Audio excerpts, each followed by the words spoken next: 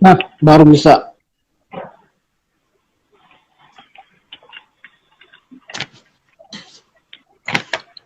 Bisa. Halo semua. Sorry ya teman-teman, ini jaringannya jelek betul malam ini. Frekuensi Kaltim ini kayaknya lagi bergejolak. Ini gambarnya Bung Elanggeo belum muncul loh di HP saya ini. Masa? Tapi Saya ini sudah justru bergabung ya? Sudah. Oh iya. Sip, lanjut aja silakan. Bung Karena Gio, Elanggeo. kebetulan ini kayaknya moderator nggak seganteng narasumber, jadi nggak bisa muncul kayaknya. Oke, nggak apa-apa ya. Untuk menghemat waktu kita. Apa kabar, Bung Dahri Dahlan? Kabar baik, alhamdulillah. Suaranya putus-putus tapi saya tetap bisa menangkap kalimatnya. Putus-putus ya? Iya. Alhamdulillah sehat. Alhamdulillah sehat. Minal aizin wal faizin. Mohon maaf lahir dan batin di momen Idul Adha kali ini. Sebelumnya saya mereview kembali nih. Terakhir kita ketemu waktu Bung Dahri pamitan mau ambil S2. Sampai sekarang kita belum pernah dipertemukan lagi nih. Iya, padahal kita sudah satu daratan loh ini. Begitulah, kita bisa berencana, Tuhan pula yang berkehendak. Oke, Bung Dahri, ini merawat nalar dan bahasa. Kalau kita melihat situasi buku ini hadir bagi saya sangat tepat, karena di tengah nalar dan bahasa, tata bahasa kita ini memang perlu diuji dengan media sosial yang se-mainstream ini, dan semua orang sudah bisa berkomentar, mak-mak, nenek-nenek pun selama dia punya medsos, dia bisa berkomentar. Nah, sebetulnya sebelum saya memulai ke pembahasan kita, tadi saya mengakses di Tirto ID. Tirto ID itu menulis tingkat baca tulis kita itu berada di urutan 60 dari 61, berarti nomor 2 dari bawah. Dari 61 ya, negara. benar. Itu tahun 2016. Nah, terus itu 2016. Disebabkan oleh akses yang tingkatnya 23,909% gitu. Kecakapan 75, alternatif 40, dan budaya 28. Jadi akses dan budaya kita berarti membaca ini dan menulis terlalu rendah gitu. Nah, ini menarik dari seorang Najwa Shihab ya, yang kita ketahui Najwa Shihab, siapa yang tidak kenal beliau.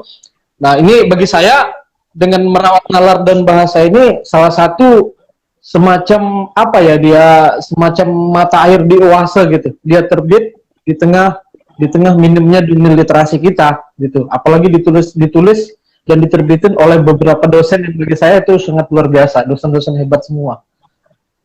Dan pengantarnya juga termasuk salah satu guru saya di dalam dunia jurnalistik, Ayanda Safril Tehanur. Pak Syafril. Yang saya mau tanyakan di sini, Bung Dahri, apa sih yang menginisiasi gitu? Menginisiasi kenapa buku ini tiba-tiba dia bisa terbit gitu? Nah, tentu kita butuh seorang yang bisa menggagas itu gitu kan?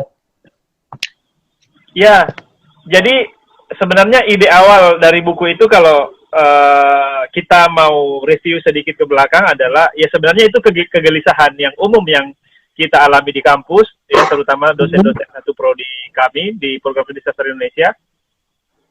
Ya, kita hanya merasa ada 10 orang di program studi, yang dosen di program studi, kita hanya merasa ini bagaimana nih kalau kita membuat sebuah tulisan alternatif, katakanlah seperti itu, karena selama ini kan dosen identik dengan misalnya nulis rencana pengajaran, tulis penelitian, harus latar belakang masalah segala macam.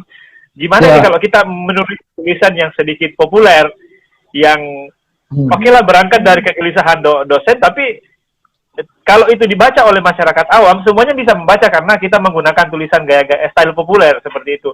Dan lahirlah tulisan itu, ada belasan tulisan di situ, dan kita sepakat ternyata topiknya merujuk kepada dua frase penting itu, yaitu merawat nalar dan bahasa, karena ya itu tidak terlepas dari hubungan antara kita dosen Fakultas Ilmu Budaya yang bergerak di bidang bahasa dengan ada juga dosen-dosen filsafat, ada juga dosen linguistik, sastra, budaya, dan alhamdulillah buku itu kayaknya sudah habis ya cetakan pertama ini. Buku itu dibeli sama teman-teman berapa ini di Sulawesi, di Kalimantan juga, di Jawa juga ada yang beli.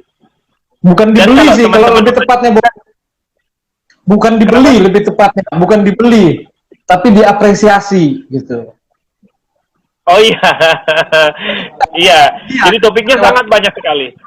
Seperti yang sudah disambut oleh Pak Safril, ya, mulai dari hal-hal yang misalnya katakanlah, kalau tidak salah Bu Ian yang membahas Linguistik. bahasa ibu itu kan atau apa itu pertanyaan yang menarik kan? Pertanyaan yang barangkali sebagian orang kita lewatkan, termasuk saya juga baru sadar bahwa itu krusial ditanyakan. Saya pernah dengar pertanyaan itu, tapi saya nyaris lupa sampai akhirnya saya membaca tulisan Bu Ian oh iya ya benar, bahasa ibu kan krusial sekali kita bahas.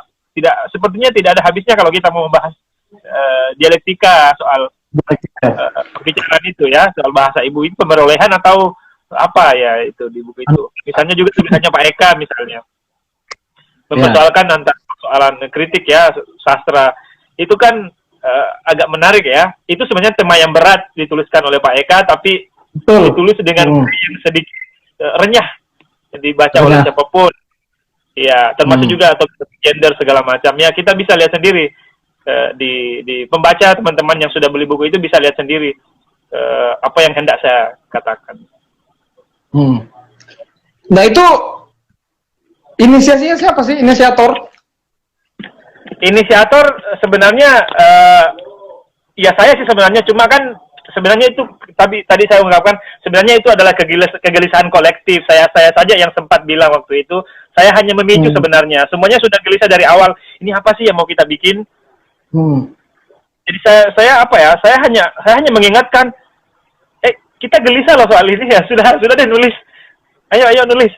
Dan itu rencananya 1 tahun. Setiap tahun kita akan menulis dengan topik yang bermacam-macam. Tapi baru bisa tahun ini dia disusun dan terbit gitu ya. Benar. Awalnya kan kita pengennya tahun baru 2020 apa yang mau kita bikin. Ya ternyata tidak sampai. Yang paling kita bisa adalah menerbitkan di bulan kemarin ya. Itu yang paling bisa saya jelaskan soal itu. Ya. Nah kalau untuk buku ini ada nggak rencana, ya tentu kalau setiap buku yang menarik itu seperti buku ini kan banyak sekali, itu ada 3 ya, kalau diuraikan sama Pak Safril itu kan ada 3, linguistik, terus bahasa dan filsafat gitu kan.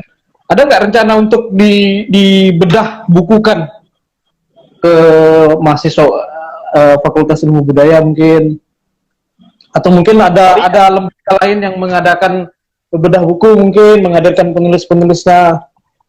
Sebenarnya kemarin kita harusnya buku ini di launching ya, tapi karena sesuatu dan lain hal, ditambah juga pandemi ini kan. Tapi sebenarnya kalau pandemi bukan masalah karena sekarang kita bisa melakukannya di virtual. Seharusnya itu di launching, tapi karena sesuatu dan lain hal itu tertunda dan kita belum tahu apakah ini akan di launching secara seremonial atau apa. Tapi yang pastinya Bung Udin ini adalah salah satu bagian penting ya, karena sudah berinisiasi ya. Ini juga bagian dari bedah buku sebenarnya, karena kita sudah membicarakan buku itu.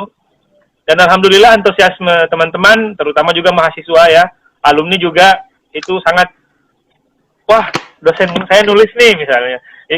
Sebetulnya ada semangat-semangat seperti itu. Terutama juga Pak Safril di sambutan beliau di buku itu sangat meletakkan buku itu kepada tempat yang sangat istimewa ya. Artinya beliau menjadikan bahwa ini buku ini penting. Ya bagaimanapun kualitas tulisan di tulisan itu ya, buku itu penting secara historis ya, karena sudah menjadi bagian dari sejarah intelektual di Samarinda khususnya.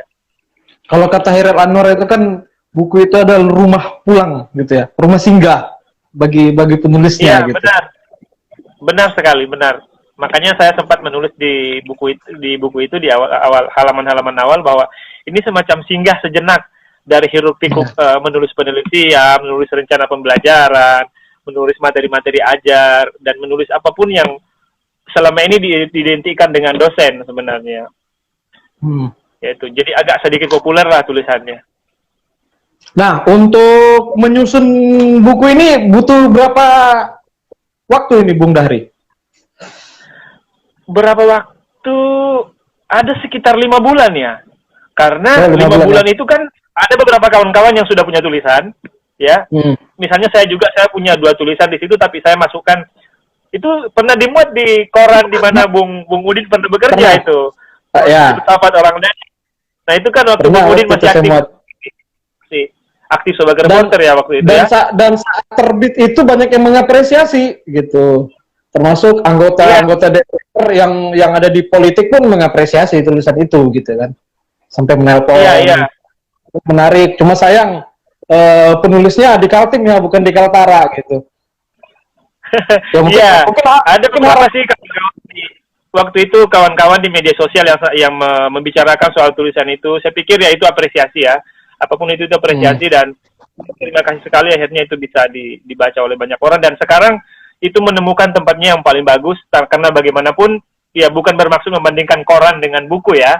ya, Artinya koran buku itu bisa sedikit lebih lebih lebih tidak temporal dibandingkan koran karena buku itu ya. orang kadang sering oh ini buku, beda kan koran kecuali misalnya sengaja kita clipping atau kita koleksi segala Ya. macam ya itu jadi itu Kalau istimewanya kata itu. kalau kata guru kita bersama almarhum Ayar Anwar, buku itu menjadi artefak sekalipun penulisnya sudah mungkin berpulang gitu. Betul, dia menjadi artefak gitu tulisan itu. Ya, itu yang tidak bisa saya lupa Iya. dari almarhum gitu kan. Maka selain Bung Dahri, Andika dan Ayar Anwar lah yang mendorong-dorong saya untuk menulis lah. Padahal kan saya jurusan geografi, kita hanya bertetangga jurusan di geografi dengan ilmu sastra gitu kan. Dan Iya, waktu itu betul, kan, betul sekali. waktu itu saya menulis buku itu Bulo Bunyo kemarin, hari ini dan esok, sejarah yang hampir terlupakan. Cuman kata Bung Dahri, ini kurang menantang gitu. Yang hampir itu ganti nyaris. Bung Dahri ini yang mencoret kata hampir itu menjadi nyaris, sehingga bahasanya itu lebih menantang gitu. Sama kayak kalau kita menentukan judul di dalam sebuah koran itu untuk menjadi headline, dia harus lebih menantang gitu kan. Iya, iya, iya. Nah, Bung, ini ada enggak rencana buku-buku selanjutnya? Karena kalau saya dengar-dengarin kan dari obrolan-obrolan kemarin, kalau nggak salah Bung Dahri ini ya bakal menerbitin buku lagi. Iya, saya masih nulis sama dengan teman-teman. Kita masih nulis, saya juga nulis, teman-teman juga nulis. Soal terbit tidaknya itu kan urusan lain, sama seperti kita nulis skenario pertunjukan. Tujuan penulisan naskah skenario itu untuk dipentaskan. Masalah pentasnya kapan itu kita belum tahu. Yang pastinya teman-teman Tasindo masih nulis semua. Dan ini kan kontinu ya. Saya bahkan sudah sudah ini berpikiran sebelumnya buat teman yang sudah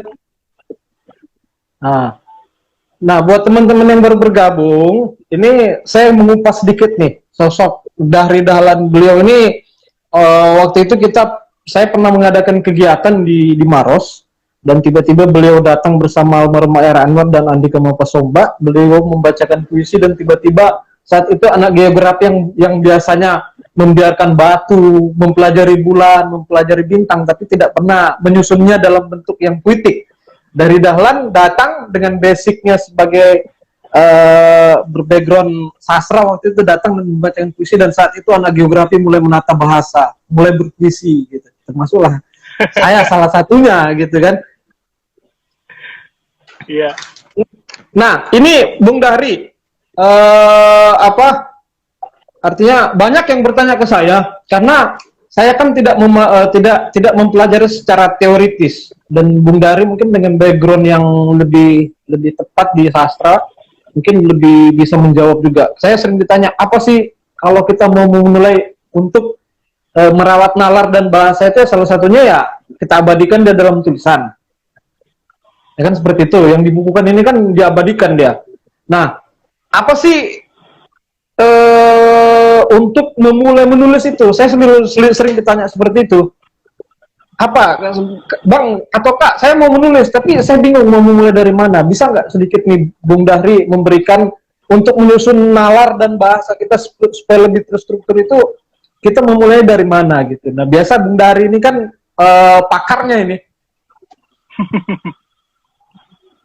Iya, itu sebenarnya sangat personal ya, tergantung masing-masing orang. Kadang-kadang orang ada yang cari ilham dulu, kadang-kadang tahu-tahu nulis saja ada inspirasi sesuatu. Kalau saya sendiri, pengalaman hemat saya pribadi, saya baru menulis sesuatu jika sesuatu itu betul-betul saya pahami. Ya. Sangat sering, kalau sesuatu itu sudah masak di kepala, ini saya pikir siapapun akan seperti itu ya. Kalau sesuatu itu masak di kepala, itu cepat aja kita nulis. Buka laptop, buka Word, langsung nulis, sudah jadi. Kadang-kadang jadi dalam satu malam. Seperti tulisan yang di buku itu tentang Proto Filsafat Orang Dayak. Ya, saya hanya mencuri sedikit pemahaman tentang eksistensialis ya, dari Albert Camus, subjektivitas segala macam. Terus saya mengamati orang-orang Dayak di Kalimantan Timur, dan saya menulis tentang itu, dan alhamdulillah ya jadi. Saya pikir kalau untuk urusan itu sangat personal juga sebenarnya. Tergantung masing-masing orang sih sebenarnya. Banyak juga yang menekankan latihan dan banyak membaca. Ini yang sering ditekankan oleh banyak penulis, banyak sekali penulis, bahwa yang paling penting itu adalah membaca. Karena bagaimana mungkin kita bisa menulis sesuatu kalau kita tidak pernah melihat tulisan-tulisan yang bagus. Itu yang saya pelajari dari banyak penulis. Ya. Iya. Sama dengan yang saya dapat. Kalau kita mau menjadi jurnalis itu kan juga seperti seleksi alam. Mungkin 100 orang yang datang mendaftar sebagai wartawan, tapi mungkin yang tersisa hanya 5. Itu sudah syukur 5 gitu. Dan dia akan terseleksi ternyata. Itu yang sering ditekankan sama Pak Safril kan itu. Ya, betul. Ya. Sama. Beliau kalau memberikan coaching klinik kan seperti itu. Jadi 100 wartawan yang datang, paling yang tersisa cuma 5, syukur-syukur kalau 10 itu sudah syukur sekali gitu. Nah, ternyata sekali. Saya pernah memberikan waktu saya ikut uji kompetensi wartawan, lulus sebagai wartawan media di Samarinda tahun 2016 lalu. Setelah saya pulang, saya disuruh memberikan coaching klinik kepada wartawan, dan ternyata kelemahan mereka tidak membaca juga koran yang mereka terbitin sendiri gitu. Nah, terkadang ada yang seperti itu. Akhirnya ya proses menulisnya jadinya lamban gitu. Karena tadi miskin kosakata gitu kan, karena di perbendaharaan katanya mungkin belum terlalu banyak gitu. Cocok aja kalau kata Bung Dahri tadi, lebih ke sifatnya personal. Nah, kalau saya memberikan sedikit mungkin, kalau saya sekarang kita digampangkan dengan teknologi HP gitu. Jadi saya kan ada di HP ada note-nya. Jadi kalau saya ada yang membunca di kepala, langsung saya tulis. Persoalan menyusunnya itu urusan belakang. Itu juga yang disampaikan sama Bung Dahri juga, ngingatin saya juga kan dulu seperti itu. Apa yang kamu tulis tidak bisa kamu tulis nanti sampai di rumah. Langsung ditulis. Iya. Tapi kadang-kadang saya kalau mau nulis serius, saya putus hubungan dengan internet. Saya tidak bisa menulis dengan terhubung dengan, karena saya stalking kan. Kita tidak bisa. Kadang-kadang kita mau cari apa, kita sengaja mau buka Google, tahu-tahu kita cari, ada notifikasi, kita belok-belok lagi. Ini juga yang sering ditekankan oleh Agus Nur ya. Kita tahu sendiri Agus Nur, salah satu penulis yang populer di Indonesia. Itu sangat, dia kalau dia berpesan, ini beberapa kesempatan saya sering tahu bahwa Agus Nur itu selalu berpesan kepada peserta calon penulis dengan internet katanya. Kayaknya itu curhatan pribadi Agus Nur ya. Dan itu juga yang dilakukan sama guru kita almarhum Ayar Anwar. Iya. Kalau beliau lagi pingin menggarap sesuatu, mau menulis, beliau akan menjauhkan diri dari dunia internet. Kadang malah Facebook ditutup sementara akunnya. Tapi itu sangat personal ya. Kembali lagi kepada pribadi masing-masing, itu sangat personal tadi saya bilang. Ya, kalau kayak saya mau ditutup akun susah, karena banyak pelanggan saya yang mau ngopi apa semuanya lewat internet, media sosial. Seperti itu. Nah, Bung, ada nggak? Kan disampaikan tadi beberapa. Kalau saya dulu waktu awal-awal ketemu dengan Bung Dahri, Andika Mapasomba, almarhum Ayar Anwar, beliau selalu, kalau saya tanya apa sih yang untuk, selain memang harus banyak membaca, karena memang seperti pedang kan, kita harus lebih banyak membaca, harus lebih banyak diasah supaya lebih tajam. Nah, kebetulan saya juga dulu sempat di media 3 tahun setengah, jadi setiap hari membaca koran gitu. Kalau kita sebagai orang yang baru akan mulai memasuki dunia literasi, menulis, ataupun orang yang sudah ini, ada nggak referensi buku yang perlu kita baca, Bu? Karena kalau saya tanya dulu kan Bung Dahri pasti punya tuh buku ini salah satunya mungkin Leo Tolstoy, itu mungkin itu kan terlalu berat gitu kan, karena dia lebih ke filsafat. Kalau untuk pemula-pemula, Bung Dari. Apa ya? Ya tergantung apa kebutuhan kita mau nulis ya sebenarnya. Tapi akan lebih mudah kalau kita ngomongin misalnya prosa apa yang harus dibaca misalnya. Kalau boleh saya menunjuk adalah pelajari saja dulu prosa-prosa yang realis, jangan yang aneh-aneh dulu bacaannya. Ya. Karena kadang-kadang kalau orang yang tidak semua orang kan suka membaca. Bagi sebagian orang itu membaca itu hal yang sangat, ngapain sih kita membaca? Ya gitu. Bagi orang yang betul-betul serius mau membaca buku dengan serius, masuk ke dalam dunia novel misalnya, baca saja novel-novelnya misalnya yang realis. Kalau bisa kita nunjuk misalnya novel-novelnya misalnya siapa ini?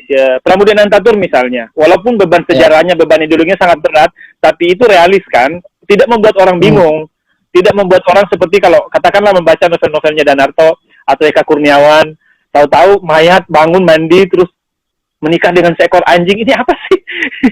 Ya, bagi saya itu tips aja sih sebenarnya. Baca dulu yang realis. Baca dulu yang realis, baru kemudian kenalan dengan tulisan-tulisan yang lebih gila, misalnya Eka Kurniawan. Laskar Pelangi kan enak betul kita bacakan Laskar Pelangi itu. Laskar Pelangi.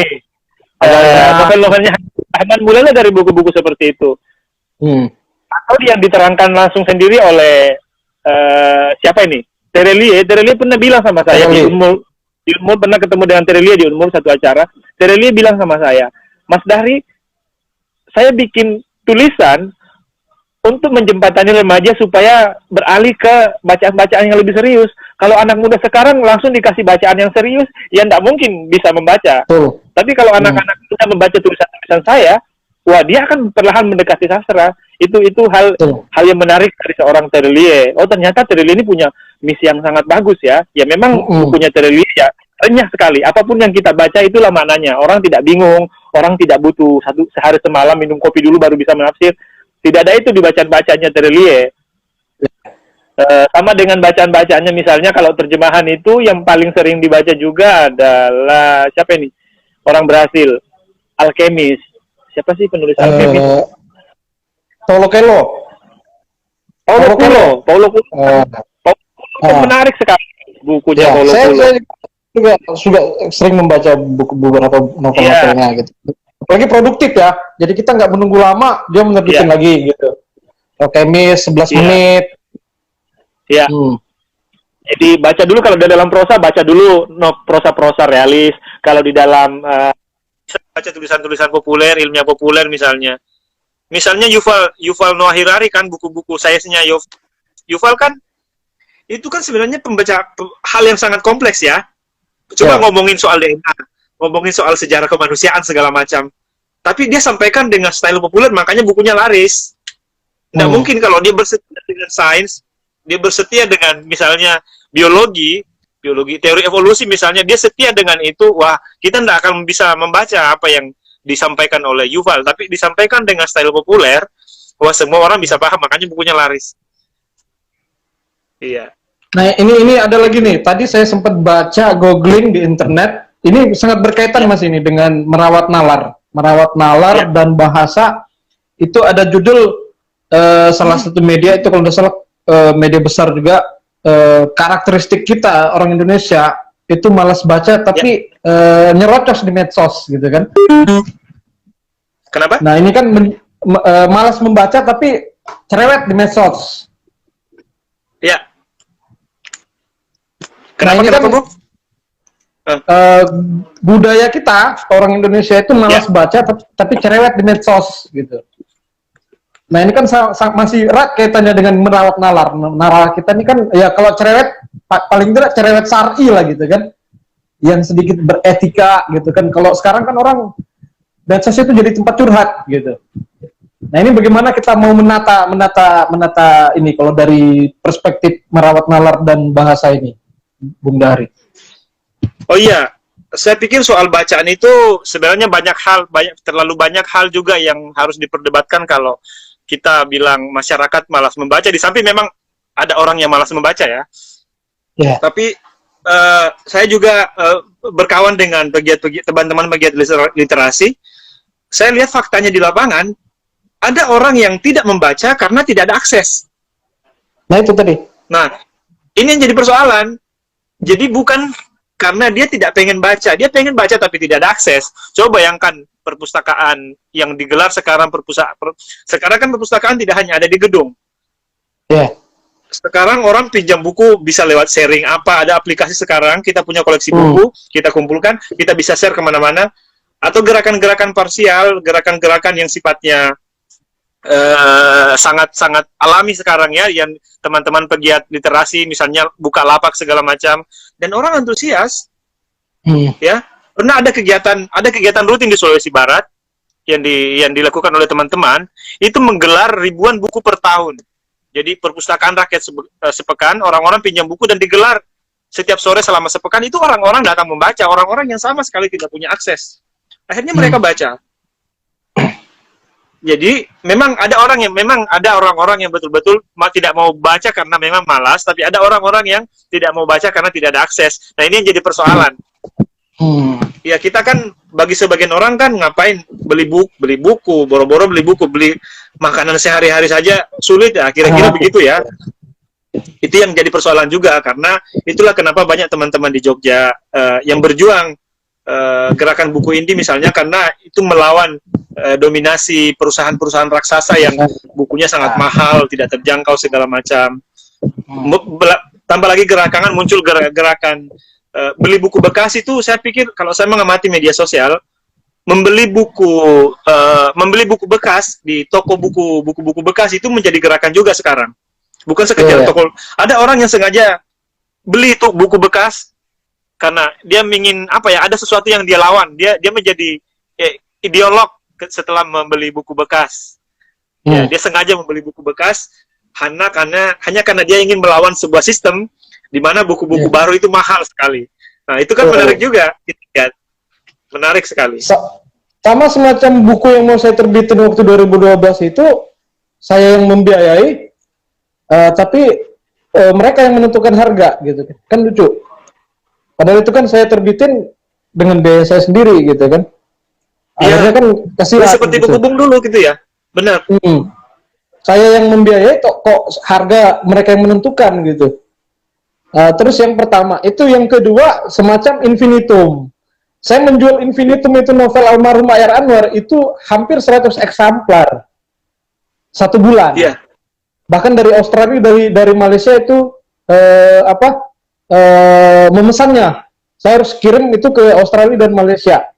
Dan saat itu almarhum kaget kok di Gramedia penjualan novelnya lambat, sementara di saya dalam nggak sampai 2 bulan lah itu hampir 100 eksemplar. Berarti kalau di kalkulasi itu dalam 1 bulan saya menjual 50 eksemplar gitu kan, lebih efektif ketimbang dia harus masuk di yang sifatnya komersil banget lah gitu.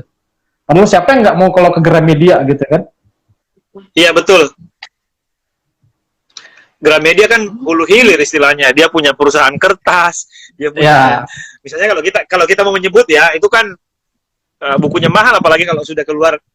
Gramedia kan ada 2 harga kan? Harga Pulau Jawa dengan harga luar Pulau Jawa, coba ya. Iya. Nah, itu kalau kita mau ngomongin korporasi. Buku yang kita beli di Makassar, di Jogja, di tempat penerbitannya dengan yang ada di Makassar tuh selisihnya sekitar 7.000. Kan lumayan kalau 7.000 kali banyak gitu. Seperti itu. Nah, pertanyaan berikutnya nih Bung Dari. Kita mungkin bisa menyapa dulu ya teman-teman yang udah bergabung ini. Ini ada Ayatullah baru bergabung. Ada ini sahabat kita juga diskusi di Makassar nih, ada ibu atau mbak ini ya, Sri Ulfanita. Nama medsosnya ini siapa lagi? Ulfa. Ini salah satu murid. Ini juga ada teman-teman di Prodi penulis buku itu sudah bergabung dengan kita semua ini, Bung. Anda semua nonton kayaknya sekarang. Oke, terima kasih ini yang sudah bergabung, ada Jumardi, ada Zara, ada Ibu Sinta ini,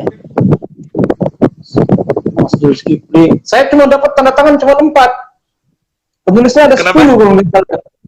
Yang bertanda Ada tangan 10? cuma 6. Sepertinya Oh, Ibu begitu Yan, ya? sepertinya Ibu Yan sengaja. Jadi saya bilang sama Ibu Yan, mungkin yang 4 itu sudah oke. Berarti yang 6 ini saya mungkin harus disuruh ke Samarinda ini untuk ketemu Iya. langsung.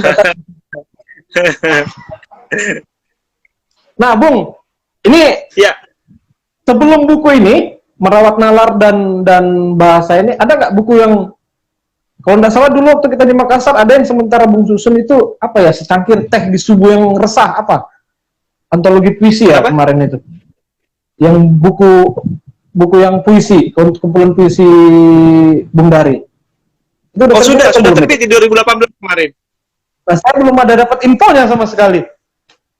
Iya, ini insya Allah akan dicetak lagi untuk sampul baru ya, akan dicetak lagi sampul barunya. Itu apa lagi Sedang judulnya OTW. tuh kemarin apa lagi judulnya itu, teh itu ya?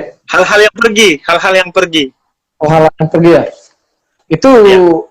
inspirasinya kan dari secangkir teh harus disuruh secepatnya menghabiskan. Karena apa korelasinya antara gelas mau dicuci dengan teh yang harus segera dihabiskan gitu kan? Mungkin karena saya dari Sulawesi pergi ke Kalimantan ya itu ya judulnya. Hal yang pergi. Banyak itu kalau kita mau jabarkan hal yang pergi, entah perasaan yang pergi atau seseorang yang pergi atau apa saja yang pergi, atau Bung Dahri yang pergi dari Sulawesi menuju Kalimantan. Saya cuma dapat kabar saya sementara ada di Kaltim, Bung. Itu ternyata berikutnya ternyata beliau sedang berada di Unmul gitu. Dan alhamdulillah ternyata Iya. saya tetap dapat kabar walaupun terakhir itu Bung Dahri ke asrama ya, datangi saya pamitan sekaligus mau lanjut S2, dan setelah itu kita berpisah. Dan ada yang tidak bisa saya lupa adalah saya bangga buku saya ikhlaskan untuk Bung Dahri, Ernest Hemingway kalau tidak salah itu penulisnya itu, yang konon katanya dipinjam dan sekarang belum balik-balik. Bukunya ini bukan Hemingway, dia bukunya Leo Tolstoy kalau tidak salah. Betul terus ya. Oh. Leo ya kemarin. Kayaknya masih ada di sini buku itu. Ya itu sudah saya ikhlaskan itu buat Pak dosen. Iya, akhirnya bukunya berkah ya. sebagai pengganti telah bersedia menjadi editor saya yang tidak dibayar sama sekali. Karena kalau membayar seorang editor itu kan berat. Nah, Bung, selanjutnya buku yang selanjutnya ini kan kita tentu menanti nih. Dan karya-karya yang berikutnya dari para dosen-dosen, karena bagi saya selain penulis-penulis lepas, tentu juga dosen perlu. Itu salah satu kemarin saya mendorong almarhum Pak Hanapi Prasad dari buku beliau itu tentang diktat-diktat. Saya kritik, saya bilang kenapa harus menerbitkan diktat dan mahasiswa harus membayar, kenapa tidak diutuhkan. Akhirnya menjadi fenomena mengamati fenomena geografi, akhirnya jadi buku referensi buat mahasiswa gitu kan. Lebih terhormat ketimbang dia menjadi sebuah diktat. Nah, ini ada enggak rencana dari dosen-dosen ataupun akademikus Unmul ini FIP untuk kembali merilis dalam bentuk buku yang bisa menjadi bahan acuan? Kalau kita di filsafat kan kalau nggak salah kata Kayar, dunia Sophie itu novel dasar gitu. Nah, mana tahu Unmul ini menggagas buku untuk bahan ajar yang sifatnya juga renyah dibaca. Iya, benar. Ya, ada beberapa dosen. Tadi yang saya sampaikan, teman-teman dosen itu menulis, terutama juga bahan ajar. Yang sekarang yang saya tahu yang paling bisa saya sebutkan itu ada di penulis buku itu ada Mas Indra, setahu saya nulis juga, Mas Eka juga sedang nulis, Bu Kifti juga sedang nulis, Mbak Norma juga nulis. Jadi semua nulis. Kita kan di kampus punya apa ya istilahnya, kalau saya boleh meminjam istilah spesifikasi. Misalnya saya spesifikasinya apa misalnya. Saya nulis tentang itu. Ya, supaya anak-anak punya semacam pegangan. Dan itu baru buku personal ya, buku yang ditulis sendiri misalnya. Mana lagi proyek-proyek yang dikerjakan secara urunan misalnya, yang paling bisa saya sebutkan sekarang kita sedang menggarap bahan ajar bahasa Kutai. karena kita ada mata kuliah bahasa Kutai dan itu belum ada bukunya.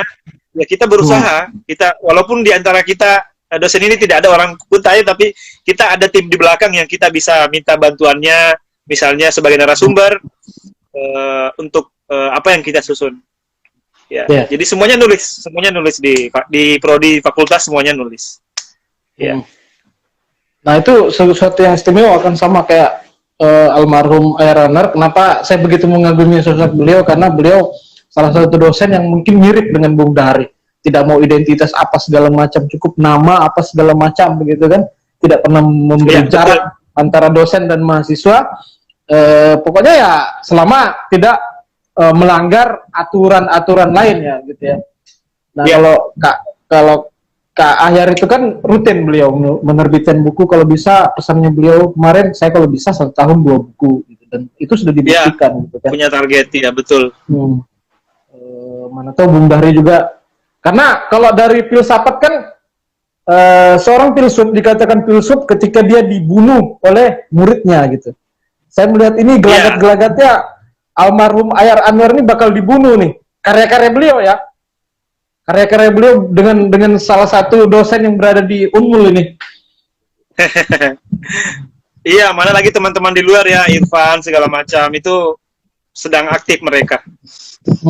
Ya, saya melihat dunia-dunia seperti dosen-dosen beberapa dosen sekarang di UNM itu nggak seperti dulu gitu. Kalau sekarang dosen-dosen muda itu banyak menulis walaupun dia lewat Facebook, itu menarik gitu. Artinya sudah ada sedikit perubahan lah gitu kan. Harapan kita kan seperti itu. Ya semuanya pasti berubah apapun itu ya. Sesuai perkembangan zaman ya. Nah, Bung Dahri sebelum ada nggak lagi yang disampaikan? Kenapa?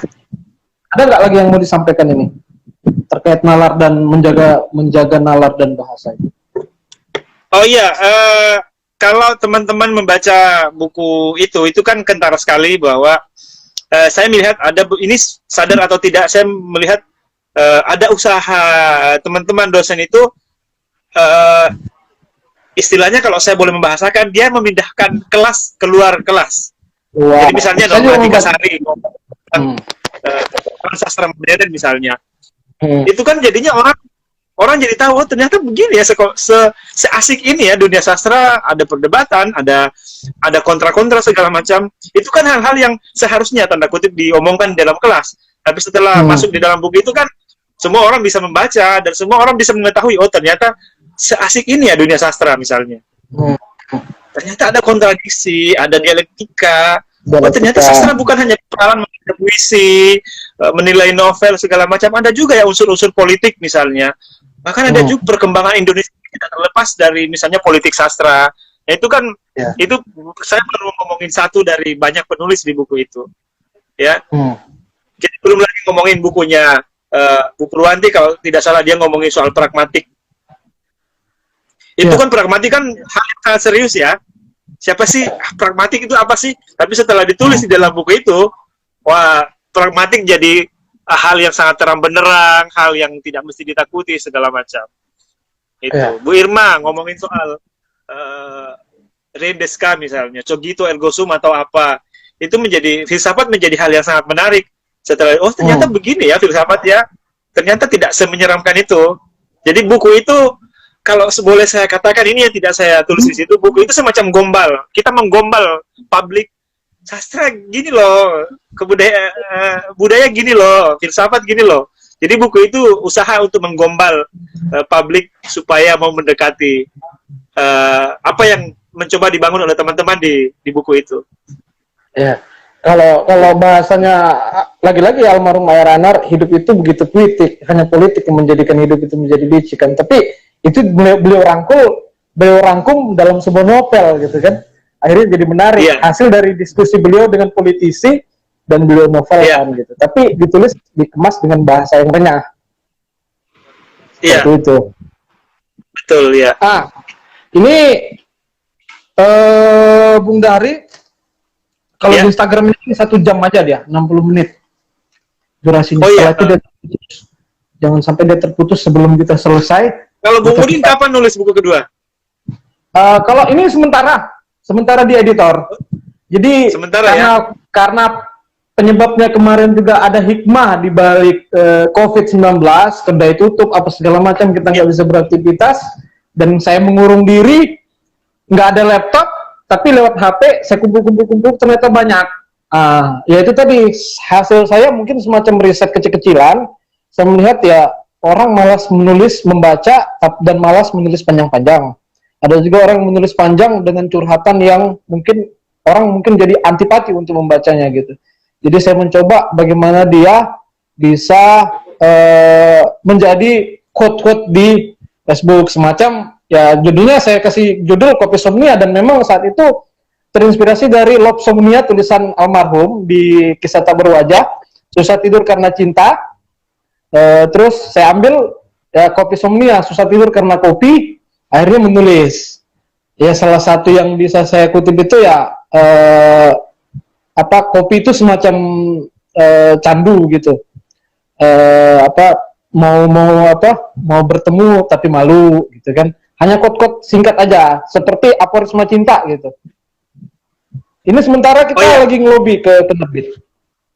Iya. Ini ada kawan kita Petrikor Indria yang bergabung, dia terpilih sebagai Emerging Writers di MIWF Makassar tahun ini. Siapa itu? Petrikor Indria. Iya, kawan kita dari Samarinda juga ini. Selamat kalau gitu. Selamat datang di Makassar, jalan-jalan di Makassar, jangan lupa pisang pepe, terus apa lagi barocong.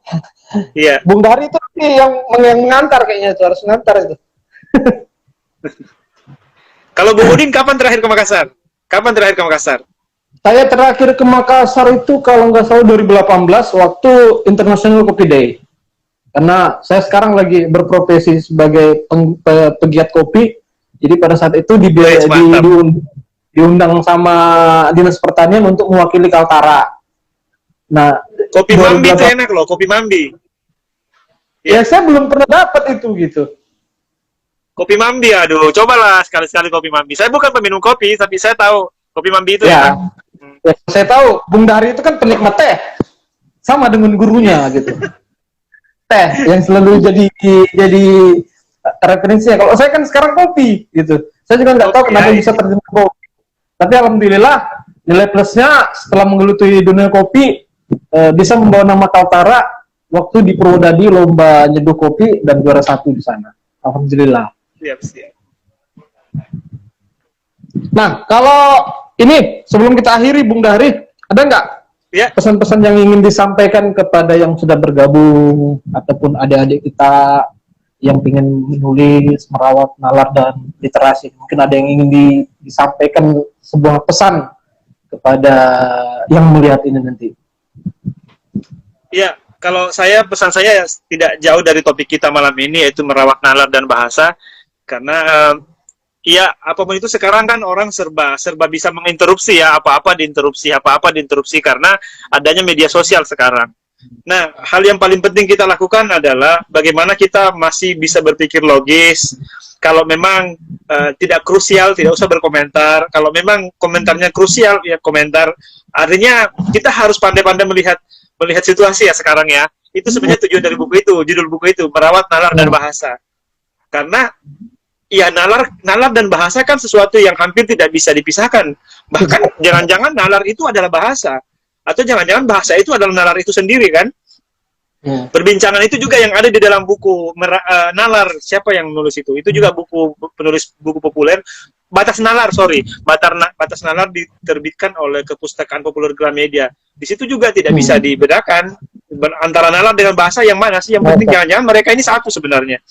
Nah itu sebenarnya salah satu cara untuk merawat nalar adalah dengan merawat bahasa. Oke deh.